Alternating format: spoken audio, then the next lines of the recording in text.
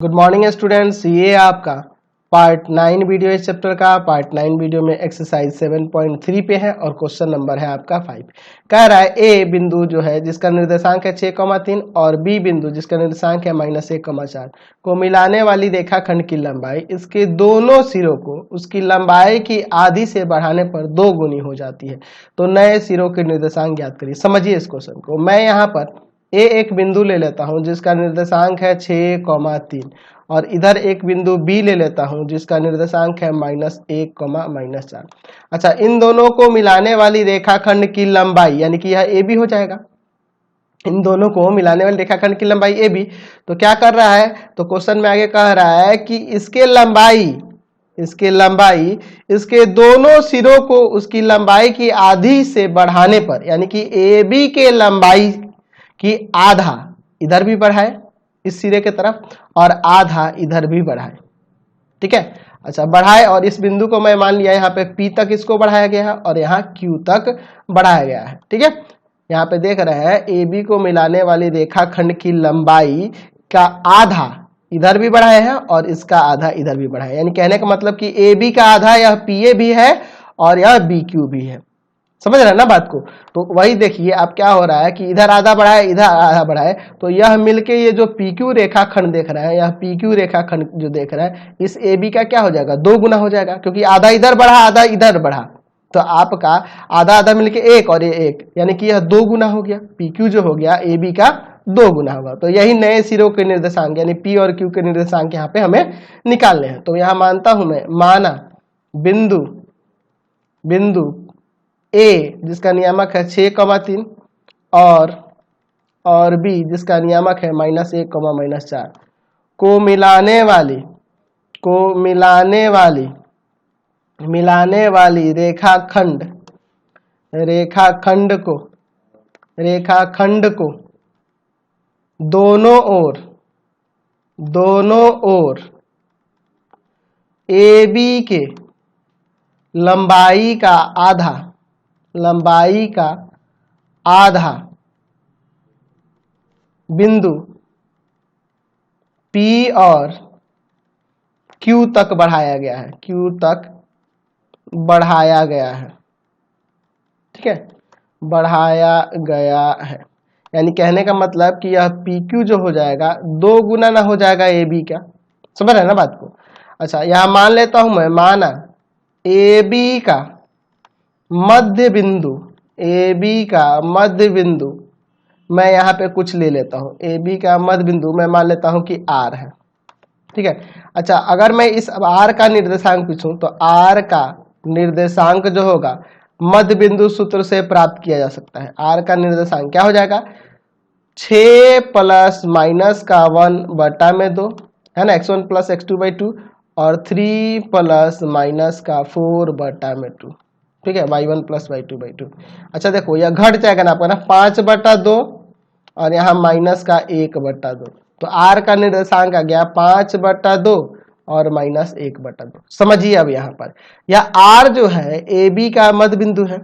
R AB का मध्य बिंदु है। तो AB का मध्य बिंदु है यानी कि यहाँ पे अब देखो, यहाँ अब आप ऐसे कह सकते हैं कि A जो होगा PR का मध्य बिंदु हो जाएगा। क्यों? क्योंकि देखो AB के लंबाई का आधा यह है और चूंकि R AB का मध्य बिंदु है तो यहाँ पे हम लोग देख सकते हैं कि यह जो होगा इसके बराबर हो जाएगा।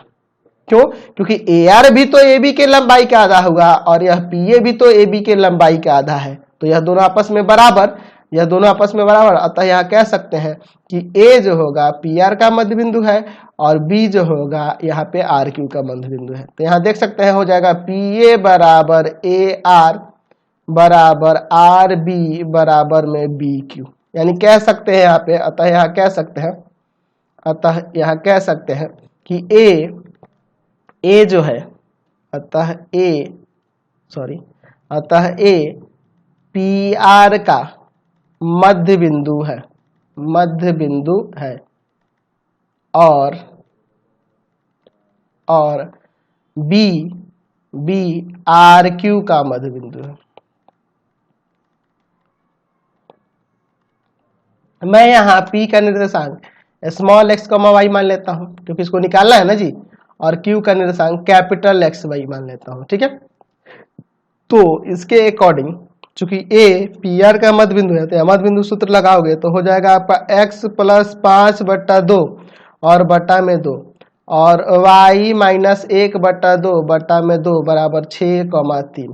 ठीक है, और उसी तरह से मैं b के लिए चलूंगा, आर क्यू का मध्य बिंदु है तो हो जाएगा 5/2 प्लस x बटा में 2 और माइनस का 1/2 प्लस y बटा में 2 बराबर में -1, -4 -1, -4 हो जाएगा ना। चलिए अब यहाँ से अलग अलग सॉल्व कर देते हैं एक्स वाई का मान निकालने के लिए।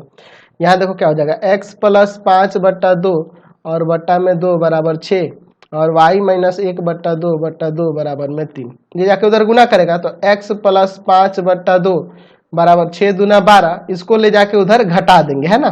तो आप घटा दो, एलसीएम लेके घटा देंगे, x बराबर हो जाएगा 12 माइनस 5/2। तो x बराबर एलसीएम होगा 2, 12 दूना 24 में से 5 घटा देंगे 19/2।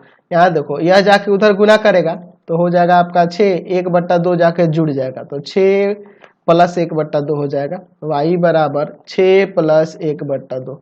ठीक है, यहाँ पे हम लोग एलसीएम लेके जोड़ देते हैं, 6 दूना 12 प्लस 1 यानी कि y बराबर 13/2।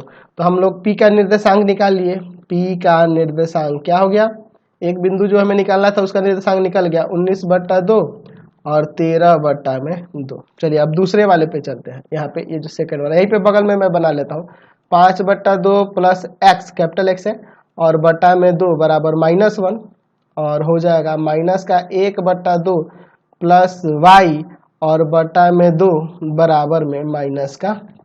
ठीक है, ये जाके उधर गुना करेगा ना 2 तो हो जाएगा 5/2 प्लस x बराबर -2, यह भी जाके उधर माइनस का हो जाएगा तो x बराबर -2 -5/2। एलसीएम लेके यहाँ भी जोड़ दो तो x बराबर एलसीएम लेंगे 2 -4 -5 यानी कि x बराबर -9/2। अच्छा यहाँ भी आगे सॉल्व कर देते हैं, ये जाके उधर गुना करेगा तो -1/2 प्लस y बराबर -8, ये माइनस वाला उधर जाके प्लस का तो y बराबर -8 प्लस 1/2। y बराबर में एलसीएम ले लेते हैं 2, 8 दूना -16 प्लस 1 यानी कि यहाँ से y बराबर आ जाएगा, y बराबर -15/2।